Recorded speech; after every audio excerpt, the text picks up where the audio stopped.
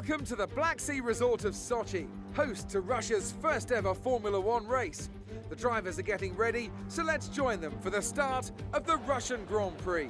Built on the shores of the Black Sea, the Sochi Autodrom is a 3.6-mile tour around some of the venues built for the 2014 Winter Olympic Games. Close barriers may make overtakes more challenging, but with 56% of the lap taken absolutely flat out, we certainly won't be wanting for pure speed. A fitting arena then to do battle at the pinnacle of motorsport. Anthony Davidson will be sharing his insights alongside me once again today. And great to have you here. What should we be looking at? Yeah, we can see Lewis down there on pole position, something he's very used to, of course, but he'll have to get his elbows out to maintain that into the first corner. And of course, it's looking very close here today. A lot's going to be riding on those first few corners, and then the question becomes who can manage their tyres so they're in a better position to push hard towards the end. With the race minutes away from starting, here's what today's grid rundown looks like. Lewis Hamilton lines up on pole position, and it's Valtteri Bottas that completes the front row. Looking down the rest of the grid, we have Verstappen, Leclerc, Sebastian Vettel and Albon, Ocon, Sainz, Perez and Lance Stroll, Norris, Gasly, Daniel Ricciardo and Raikkonen, Giovinazzi, Grosjean, Kevin Magnussen and George Russell. Latifi and Daniel Ricciardo fills the last spot on the grid. Which of these talented drivers will come out on top today? Welcome one and all to the sixth, last of first challenge. We're at Daniel Ricciardo for the Russian Grand Prix, and it's lights out and away we go. Starting in P20, seeing how we can get Daniel Ricciardo on the podium. He's had 3 fourth places this season. His last trip to the podium was his win in Monaco 2018, but running down now, all the way down towards turn 2. Of course, the first real braking zone of the lap, braking into the pack, and Grosjean has absolutely sent it down the inside from, well, about P15 to P9 in the space of one corner, and we've got a decent run though. P15 right on the back of Pierre Gasly, was the race winner in Italy, Monza.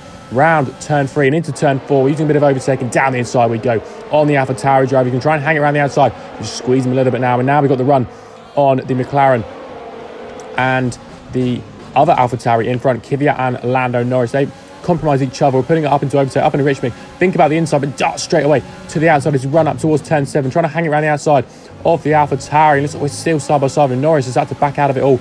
And as we make our way in towards turn number 8, we move ourselves up into P12 to 8 cars in the first sector and a half of this race.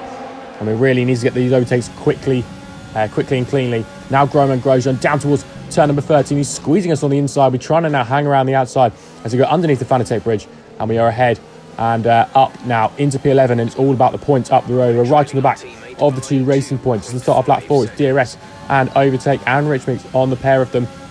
Stroll a little bit defensive. He doesn't have DRS, so Perez closing in on him as well, and so are we. Stroll goes to the sort of mid-track. Down the inside we go, though, on the pair of them. Perez looks to go around the outside. The racing points are still battling away. We managed to do a classic Danny Rick, lick the samp and stend it down the inside. And they're still duelling away with Lance Stroll trying to hang it around the outside on his teammate. Can Perez go around the outside? No, Stroll's down the inside.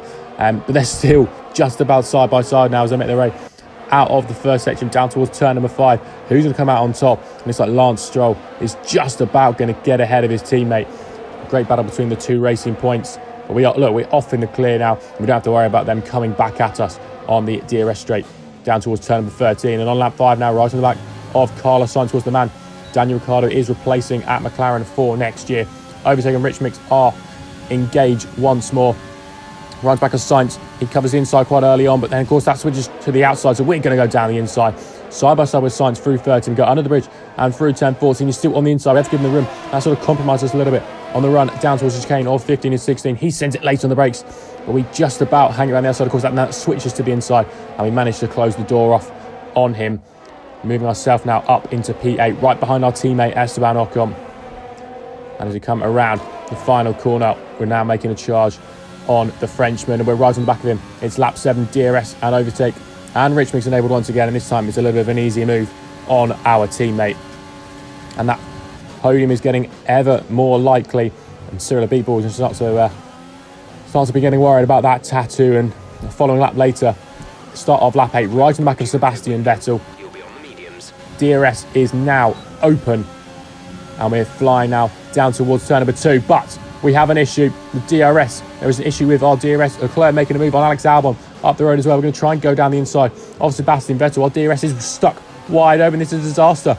But luckily, this is going to give us a bit of speed. We need to be very careful. We can't have any sudden movements. The car is going to be very unstable now as we make our way towards turn number 4. We're not quite close enough to have a go on Alex Albon. The DRS is going to help us on the straight, but really compromise us in the corners. Now it's stuck wide open. Okay, the DRS is stuck open. You'll have to come in so we can try and attempt to fix. Pit in for repairs. So we're going to come at the end of the lap anyway. You can see that rear wing wide open at the moment. And a couple of corners later on the DRS, so of course we don't have to enable our DRS. It's already wide open, overtake enabled on the run down towards turn 13. Alex Albon trying to cover the inside, but we're already there. And we slot ahead of the tyre driver and shut the door, sweep around the outside and put ourselves up now into P5. We're ducking straight into the pit lane. Albon and Vettel are following us in. And we're coming straight in, see if the Renault boys can do anything to fix that rear wing, because it is giving us brilliant speed down the straights, but it is going to compromise us over the course of the whole lap. And be careful we don't get pipped by Albon and Vettel as well. So coming in now for a set of medium compound tyres, and it looks like the boys just can't do anything about it. We're going to see if Jeff can fix it. All right, on track, and we just get ahead. One eternity later. Racing straight away out of the pit lane. Kevin Magnussen's coming at us. Albon's going to be having to defend and make sure he tries and keeps ahead of the Haas driver. We slot in ahead, and I think Alex Albon does the same, but it's Vettel who actually loses out now. We're on his teammate Grosjean staying out for quite a while. He'll be coming in lap 10, but we get ahead of him nice and easily. But our rear wing's fixed. Our rear wing is fixed. And now we can really start to make a charge at Valtteri Bottas and try and go for that podium. Can Ricciardo get onto the podium for the first time in that Renault? It's been looked very quick this weekend. He's gone second and third in FP2 and FP1 and had a really strong FP3 as well. So it'll be interesting to see how his qualifying and race goes. But this is the final lap of the race, going into the final DRS zone of the lap. Overtake enabled pretty much straight out the corner. DRS open now. We're hunting for the slipstream. Bottas hasn't got DRS. He was about 1/10 outside that window. And we're closing in on the Finnish driver. As we make our way down towards turn number 13, we go to the inside, but dummy him and go straight to the outside, of course, then switch to the inside for 13. We shut the door on him. Don't want to have any side-by-side business like we had with Carlos Sainz. And making the run now down towards the 15-16 chicane. We just got to make sure it's nice and clean now. Verstappen's too far away. This is the final lap. We can't get him, but it's going to be a third place finish for us as Daniel Ricciardo. And for me, that is a successful last to first challenge, even though we didn't get P1. And Hamilton was just off and away. But a very strong result to put ourselves in P3 and getting that podium for Renault. Cyril Abiteboul, the tattoo is incoming. Driver of the day as well, going from 20th to 3rd. And it's now time for the podium. So Mercedes have won it, and what a great race it was. And talk to me, what do you think it was that sealed the win for them? I feel like consistency was probably the key today. There's being quick, and then there's being quick lap after lap after lap. If you can do that, you can capitalise on other people's errors without making many of your own. And that's an approach that can push you a long way up the field. After an excellent performance at the Grand Prix, I'm sure there'll be plenty of celebrations tonight amongst the Mercedes team. And they certainly deserve it.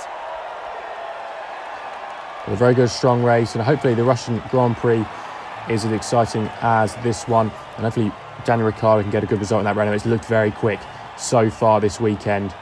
We'll be hoping to replicate some of the good races we've had so far in 2020. So I hope everyone enjoys the Russian Grand Prix this weekend. And it hopefully should be a good race. So, Anthony Davidson, who would you rank as your driver of the day? Daniel Ricciardo certainly impressed me today. An incredible performance. Well, Ant, an end to another fantastic weekend of racing. Thanks to everyone who joined us, and we'll see you for the next one. Thanks for watching. We've got a live stream tonight, so make sure to check in for that. We'll see everybody very, very soon.